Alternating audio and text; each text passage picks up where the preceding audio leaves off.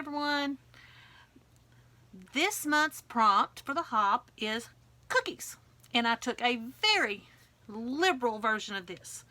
Not, as the title says, overstuffed cookies, or it's actually just different types of cookies. This one is going to represent a fortune cookie. This one represents an overstuffed Oreo. And this one represents a ladyfinger. And so we're going to sort of talk about these. The first idea that I had was one like this. And you all have seen these before. Two covers with pages in between, and they slide open.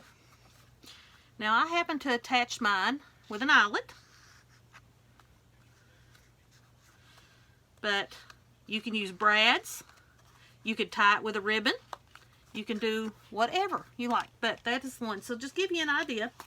What I used was packaging, just sort of a thicker type junk mail for my outer covers, and I covered them. I used the junk mail paper for the inside, and what I used to trace mine, you know, I do have circle punches, but let's do it myself. You know, don't require anything to do. I took masking tape and duct tape. I took a masking tape and traced on the inside of it to get these, then cut them out. And then I took a duct tape, because I matched them up, it's just slightly smaller, and traced the inside of it to get this one, and then cut it out. And all that I did on this one, the outside one, I covered with some scrapbooking paper I liked. You can use a book page, whatever you want, that I enjoyed. And then on the inside pages, I used coffee dyed paper. And just covered them with that. And the trick, and you can see, here's the extra ones I had. Now if I tied it or put a brad, I could have had more pages. But I have just a few here. And this is the trick to get your hole in the same spot. I use my crocodile. You can use a hole punch. You can use a nail and a hammer. You can use whatever you want. But you just take it, because circles are, no matter which way you go, the diameter is always going to be the same. And that's from one side of the circle to the other is a diameter. And so pick a spot. And take your crocodile so far in and punch it. Same thing goes when you do these. The same distance. Just pick that same. I used the little 1/2 inch mark, I think is what I used on my crocodile. And when you punch them, your hole will always be in the exact same spot that you were needing to line them up. You know, go in a little bit farther on your covers if you want them to that, about 3/4 of an inch on the cover, and that will do.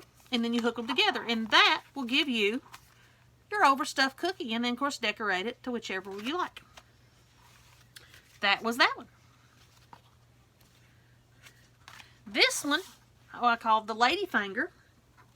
All I did, it's outside scrapbook paper, just a thin one. I cut it to strip. I actually got this out of a strip basket. Took coffee dyed paper that I had. Same thing. And I made a little ladyfinger notebook. There's my strip. And the way I did it, I just stacked up, cut all my strips. The strips are just slightly, I actually kept them the same width, but made them a little bit shorter from the fold. Just a little bit shorter, about a 1/2 inch shorter. But kept them the same width. And you, as you see, it doesn't hang over. Looks really good. And just lay them together. And that. Now, one way that you can do it, put it all together, staple it, put an eyelet, put a brad, use some yarn, tie it off or whatever. But I didn't want to dig anything out at the time, and plus wanted to show, well, what if people don't have any of that stuff? And they're like, well, what do I do? Well, I'm going to show you. Mine is all glued. It is all glued. Every bit of it. It's not going anywhere. And it's good. And the way that you do that, I'm not going to do all of it because I don't want to make the video long. You just put a strip of your glue. Side note, if you have not gotten any of these from Hobby Lobby, you need to. They come out to about $1 a piece, the pack they come in. It is the best thing I have enjoyed thoroughly. And folded together, I just placed them on there. Here's the trick. You got to make sure it's pushed up in the fold and make sure it's even on your first glue. And you just push it down. You don't necessarily have to glue this top one. And then you're going to, once you get that one in there, and don't be patient and let it dry before you go on to your next one, okay? Or that happens.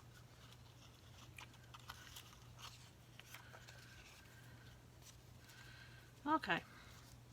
And once you get it in there and it's dry, then you just work from the back side. Pick up the back sheet because that one's not glued.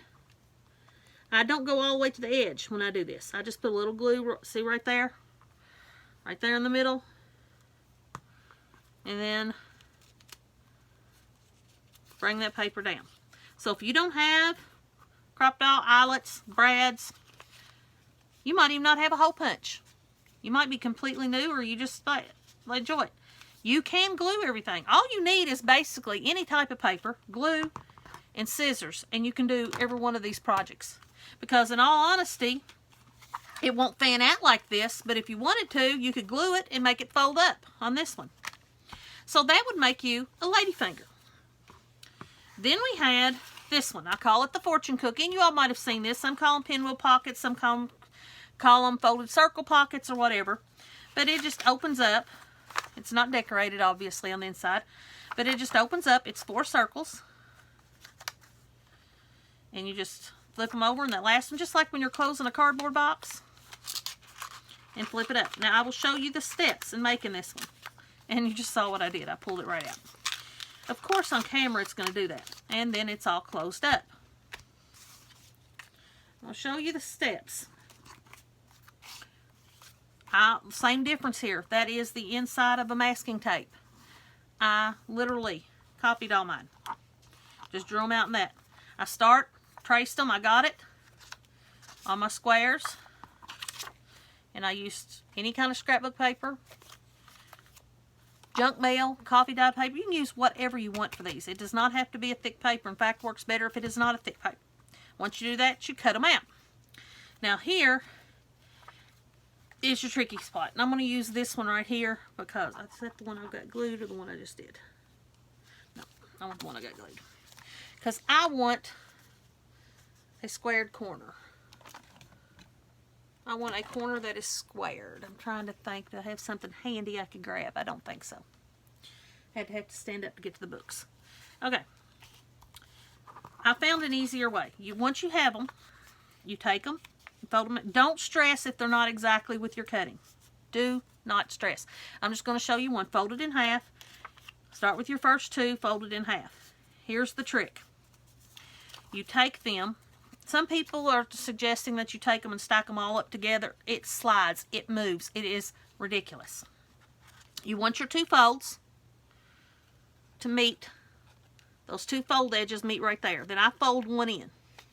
Fold that one in. That's going to be on the inside. And then fold that one. Now I supposedly have a right corner.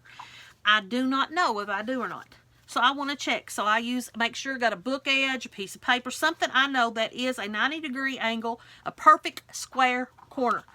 Most of your junk mail and things you get are going to be like that. Put your points together. That point to that point. Hold it. Line up one to where it's even with the side. So you know that that's the start of your side, your first side to the right. Now you see how that is off a little. So I'm going to take that and I'm going to pull it up. Make sure that's all the way over there. And see, there we go. See how easy I moved it and I got it right back. Now that is a perfect right corner. This is how I do it. Lay it down. I know it's a perfect right corner. I'm holding it with my finger. Open that one up. Then I'm going to take my glue and I'm going to put a little dot of glue right there in that corner and push that down. Whoops, not that part. Open that one up. Right underneath there, the 2 pieces that go together. Put your little dot of glue and then push that down. And hold it. Make sure it sets before you pick it up. That is one thing you don't want to. Now, I can guarantee that that is a complete good right corner. Then you go to the next one. Take your circle. I didn't mean to do this whole thing for you, but because once you get going, you'll get it. Line up those corners, fold one in, fold the other in. I don't have it scooted over, so just slide it over. Same thing, go back to your right corner, your right angled corner, your perfect square corner. Line up that side. I'm going to pinch that up there. This one needs to be moved. See how it's not even? I'm going to slide it up.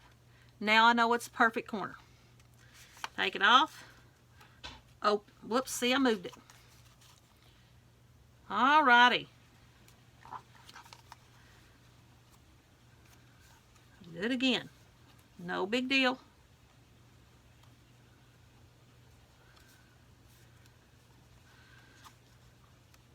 Flip that one up. Flip that one up. And take your glue. You're still holding it steady. See, I've still got it connected. We're holding it my fingers down here. There we go. And now that corner. And I just moved it, but the glue's not dry yet. I'm good. I'm good. It's what you get when you're on camera, right? You're always, when you're on camera, you mess up. There we go. Now I've got it. And I've already got it glued, so it's no big deal. And there we go. And I've got the start of it. And as you can see, do the same thing with this one on that one. And what you end up with is this. And your final piece, as you can see, is going to be laying right here. On top right there. Now I've got a little hole there because I trimmed it because I thought it was too long. See how I sort of tore a little piece off? That's okay, because when I put my centerpiece in here, that's going to cover that. No big deal. And fold one side, one side, one side, one side, into that. So there's my fortune cookie.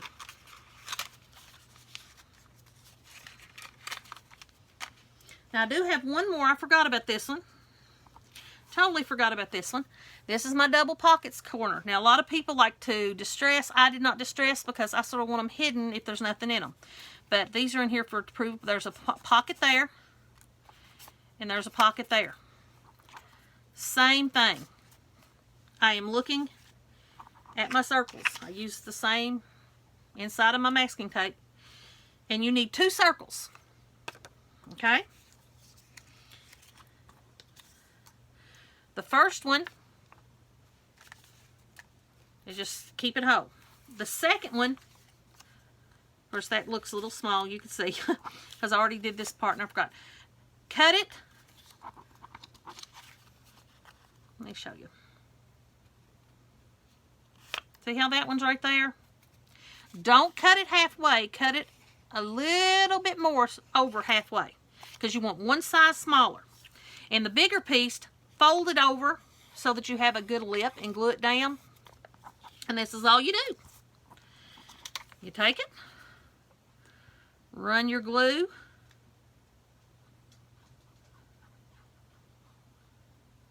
there we go, around the edge there, or the circumference, no, not the whole circumference, because we're only going around partial. And there's your first pocket. You can leave it at that if you want to. Like I said, distress if you want. You can leave it at that. Since it's a little bit less than half, if you want it half or you want it further up, that depends upon where you cut this. You can use more than 2 circles. I just do. My second one can go right here for another pocket. I can make it, and see, it's just slightly smaller. If I want it more, I'm going to fold that over to give me a good lip on my pocket. See how I just fold that over?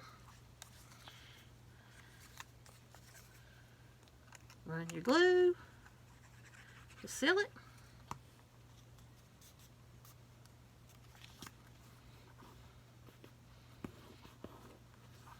Alright. And then, this is one thing you have to remember in folding over edges on circles. You will have to come and cut off those little tails, because they will hang over. Didn't get enough glue on that side. No big deal.